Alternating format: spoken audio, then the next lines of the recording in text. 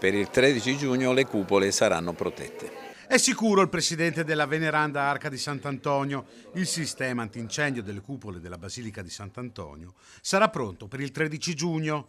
3 cupole già completate, i lavori procedono. La Basilica porta avanti il progetto di ammodernamento e potenziamento del sistema antincendio con strumenti di ultima generazione per proteggere le 8 cupole.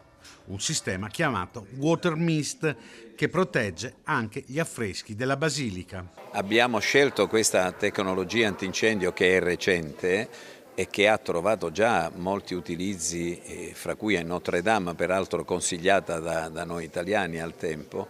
È una tecnologia che riesce a sfruttare al meglio l'acqua senza doverne patire le conseguenze quando questa ruscella bagnando magari gli intonaci che sono preziosissimi perché sotto quegli intonaci ci sono degli affreschi.